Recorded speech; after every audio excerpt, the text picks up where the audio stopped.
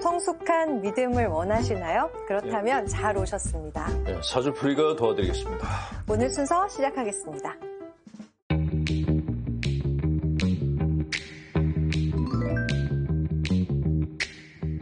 사주풀이가 새롭게 시작하는 코너입니다. 예. 사람의 마음을 알아보는 시간. 그래서 제목도 사람의 마음이에요. 자, 이 시간은 어떻게 진행이 되나요, 신부님? 우리는 사람 마음을 많이 안다. 심지어는 나는 너를 다 알아.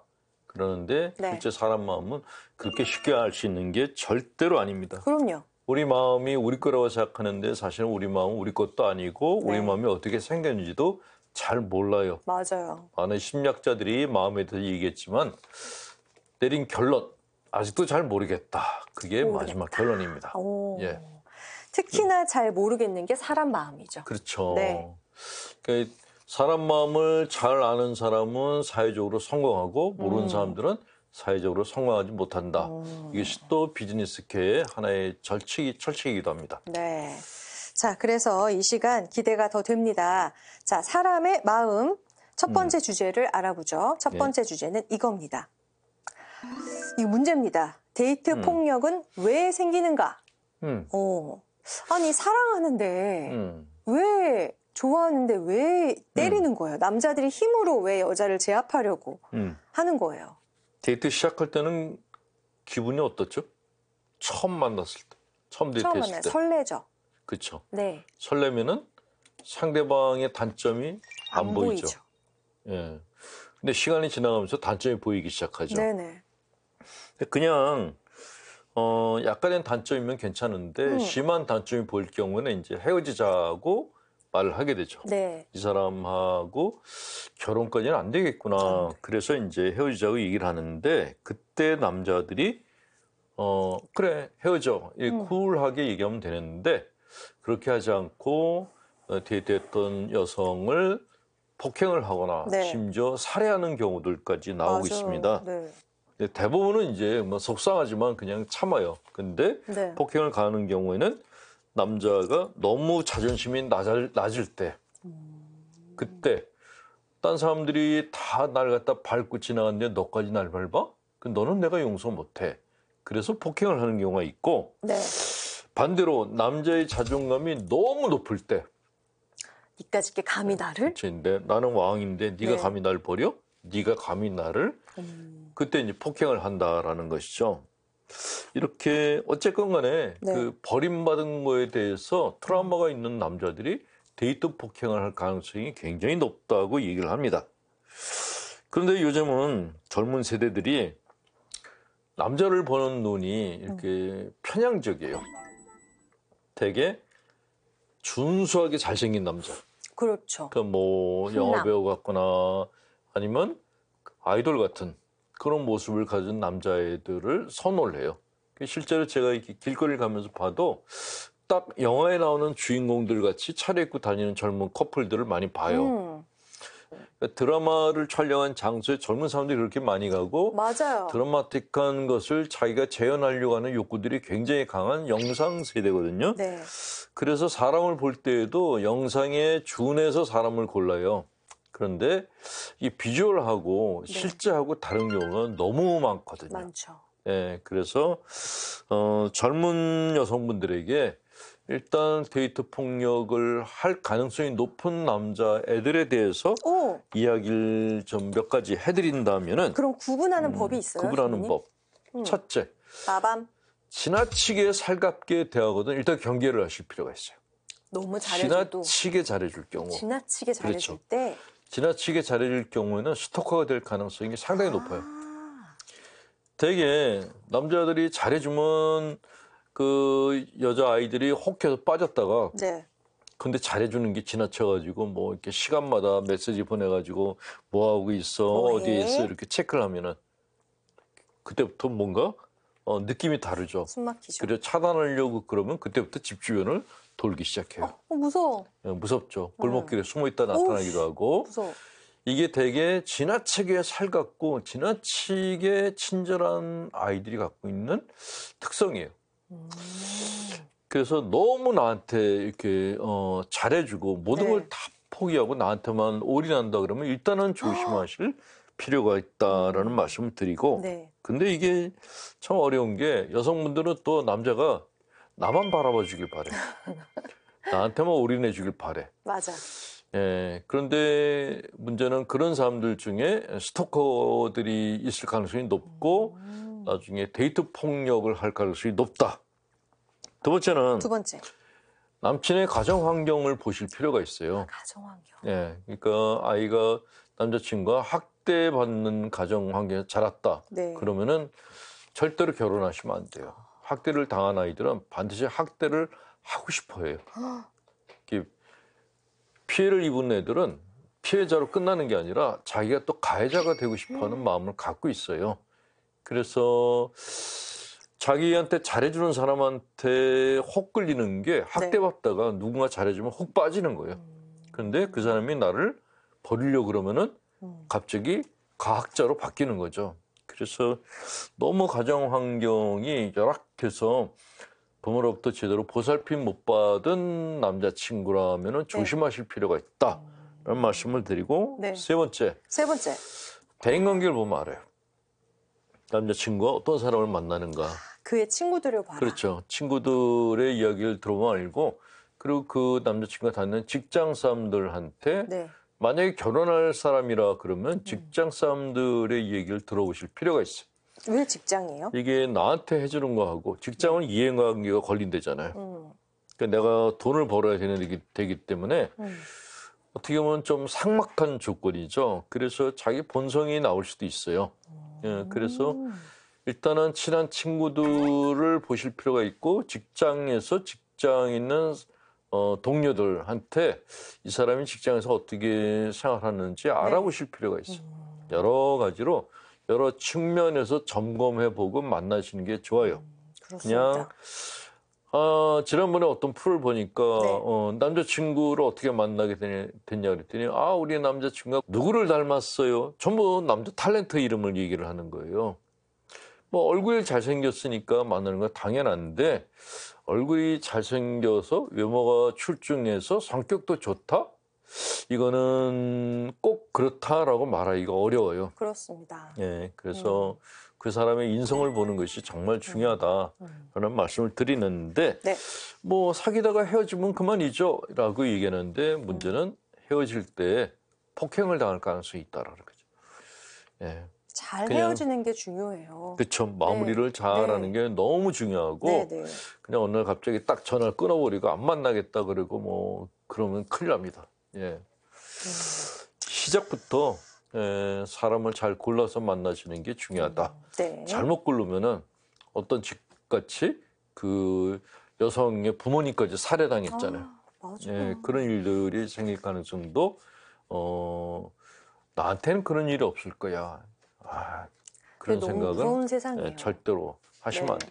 나한테도 그런 일이 일어날 가능성은 늘 있다라고 생각하시면 그 웬만하면 종교 안에서 성당 오빠, 성당 누나, 성당 동생들 만나는 게 그나마 좀 안전하지 않을까요? 예, 거기서는 검증이 많이 되니까.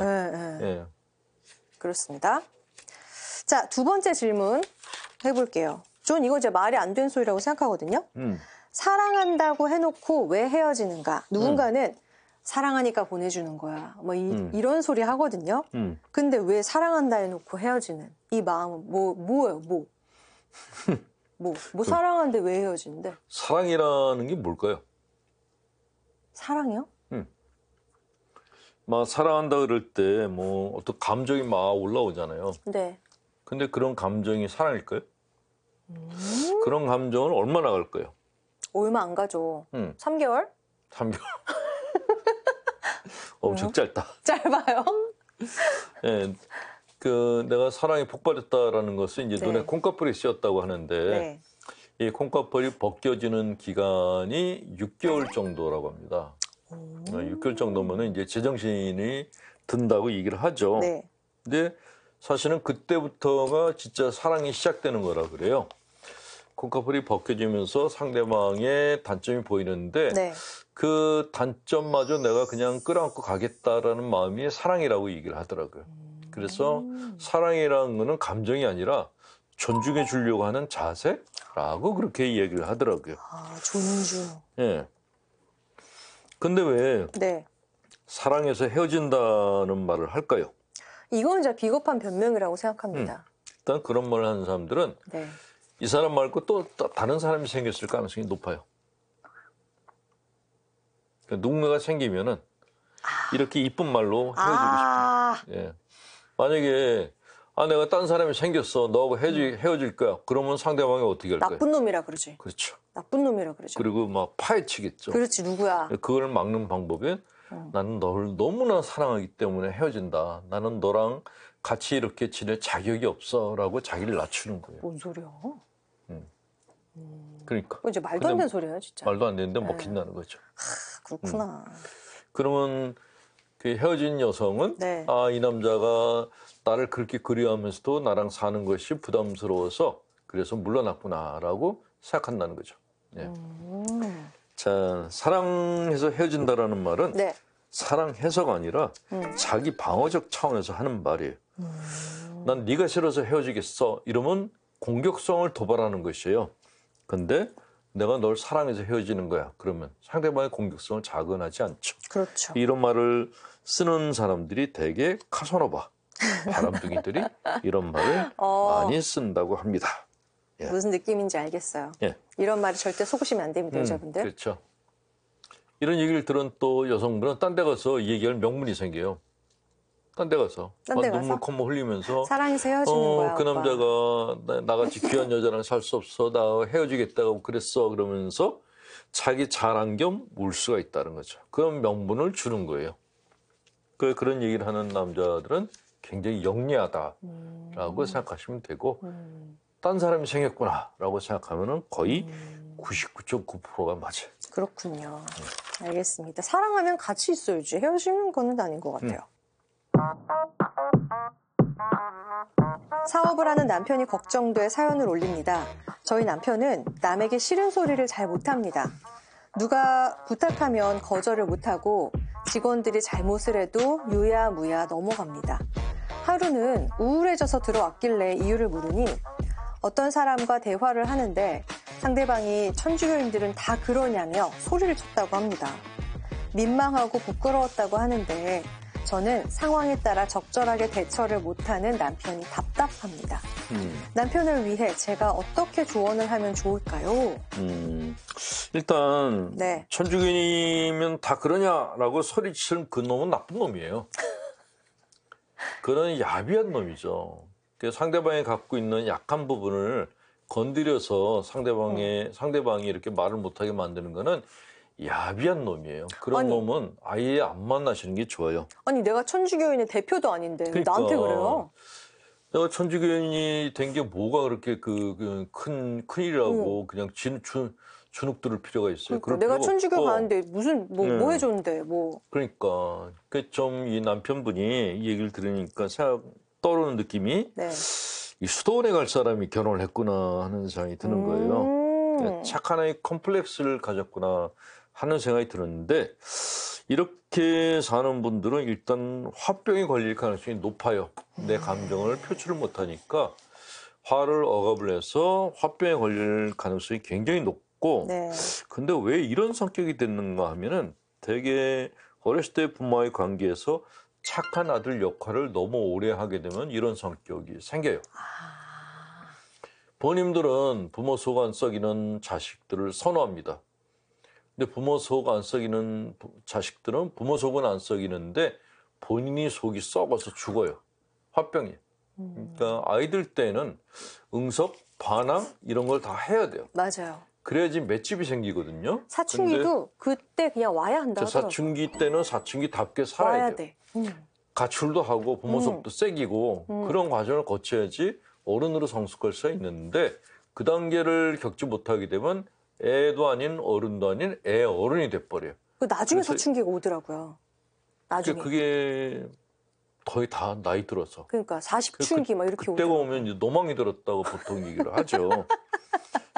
사춘기는 사춘기답게 보내는 게 맞고 네. 사춘기 때 애가 말을 안 듣는다고 걱정하실 필요 없어요. 그게 과정이에요, 과정. 예, 어쨌건 이렇게 너무 착하게 자라게 되면 내가 상대방한테 싫은 소리 했다가 상대방으로부터 더 안 좋은 소리를 들을지도 몰라라는 두려움이 깔려 있어요. 그러면 아예 말을 안 하는 게 좋다라고 생각해. 그러면 안에서 푹푹 썩기 시작하고 그러면 상대방이 그러면 나를 인정해 주는가? 아니에요. 더 해요, 그 다음에. 더 막해, 건드려. 막해. 예. 이 사람이 이래도 돼, 이렇게 생각하는 거죠. 그렇죠. 예. 내가 화가 났을 때는 그 화를 표현하는 훈련을 하셔야 돼요. 집에 들어오셔서 이불을 뒤집어 쓰고 욕을 하는 훈련을 좀 하셔야 돼요. 분노를 표현하는 훈련, 그걸 욕하는 훈련이라고 하는데, 그리고 일기를 쓸 때에도 네. 뭐 하나님께서 오늘 나를 잘 돌봐주셔서 감사합니다. 이렇게 쓰시는 게 아니고 감정 그대로 쓰시는 일기를 쓰실 필요가 있어요. 오늘 누군가가 나에게 이런 말 했는데 그때는 정말 그놈을 때려 죽이고 오. 싶었다라고 정확하게 쓰셔야 돼요. 그래야지 감정이 살아나기 시작한단 말이죠. 그리고 자매님이 할 수 있는 일은 네. 조언을 하면 안 돼요. 그럼요? 조언이 잔소리가 될 수 있어요. 그때는 그냥 남편의 얘기를 듣고 아, 당신이 그때 많이 화났겠다, 힘들었겠다. 딱 여기서 스톱해야 돼요. 공감. 예, 딱 거기. 공감. 상대방의 감정을 읽어주는 거죠. 딱 거기까지만. 그 오버하게 되면은 오히려 짐이 돼요. 그러니까 왜 그랬어? 이렇게 말하지. 이러면 안 된다는 거죠. 그러면 안 된다는 거죠. 그리고 뭐 심지어는 이렇게 아니, 당신이 신자니까 참아. 이런 식으로 얘기를 하면 절대로 안 되는 거예요. 그러면 한 번 죽은 사람을 또 죽이는 결과를 낳게 됩니다. 그렇게 얘기를 하면은 남편이 정말 극단적인 선택을 할 수도 있어요. 내가 밖에서도 억울한데 집에 들어와서도 맞아. 또 똑같은 소리 듣네? 그러면 내가 기댈 자리가 없다. 그러면 선택하는 게 극단적 선택이에요. 그래서 남편이 집에 들어와서는 숨을 쉴 수 있는 숨통을 제공을 해줘야 돼요. 남편이 하고 싶은 말 다 하게 해주고 할 수 있게. 표현하게 해줘야 돼요. 그게 남편을 살리는 길입니다. 네.